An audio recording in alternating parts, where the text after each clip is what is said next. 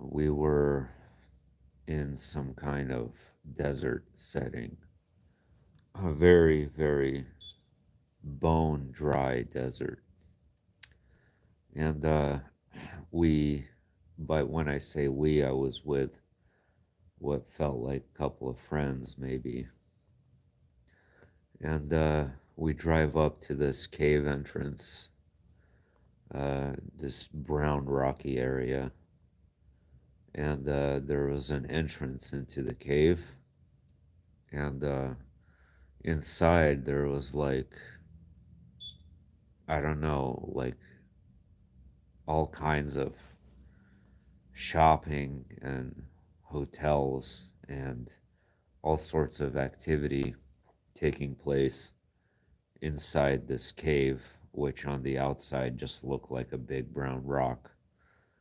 And there was employees in there and all sorts of activity. And so I proceeded to go up to someone and ask them, how do I, cross to the other side? Okay. And they said, well, you have two options. And I still didn't know or understand what was going on or what that even meant to cross to the other side. I was shown my first option was driving this very narrow, very dangerous downhill slope of a road that goes below ground. Okay. And when I say below ground, they specifically mentioned 3 miles below ground.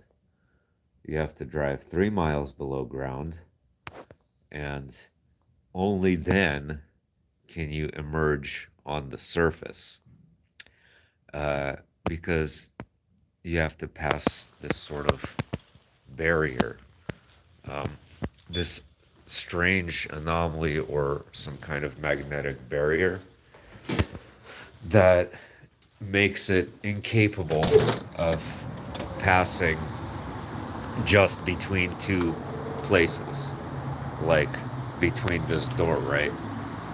That is not possible there. I was specifically informed that wherever I was, there was a magnetic invisible wall that you had to go 3 miles below ground and then emerge, because I guess that's how deep the magnetic wall penetrated. And only then you can go around it and up back to the surface to the other side. And as silly as it sounds, I was told driving is an option, but the other option was an elevator. Because I was looking at these cars and how they were struggling down this really narrow tunnel that looked really off and weird. And so I ended up on the other side finally. Um, and before that, actually, we stayed at this hotel before we finally made it to the other side, me and my quote unquote friends. And it was really strange that we were like in this cave room. It was literally like a cave room. And we all slept in one giant bed, which I thought was really hilarious. And it was not weird or anything unusual at all. It just felt totally normal in the dream. And we slept there, and the next day ended up on the other side of this magnetic wall, and the same sort of desert setting on the other side, except there was a lot of animals. There's a lot of irrigation taking place, a lot of lakes and canals, and a lot of farming, and there was all sorts of animals everywhere. Um, and it's just weird. I mean, if this place is a real place, this is that is quite a strange concept. An invisible magnetic wall. Like, what if this is a real world? Like, what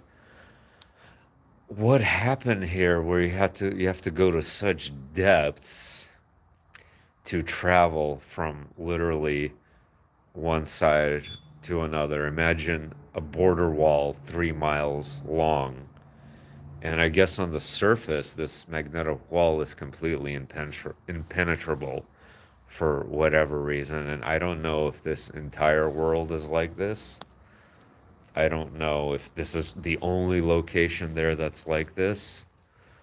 And for whatever reason, they deem it to be really important to pass to the other side. Otherwise, they wouldn't have people go 3 miles below ground. But I just remember these really specific details about this. Specifically 3 miles, specifically below ground. And it did very much, even though everything looked familiar and Earth-like, it very much resembled an alien world to um, the whole vibe of the place was not very Earth-like. Even though they had the same type of cars and animals, it was very different. Strange ideas, huh? That was about it for that one.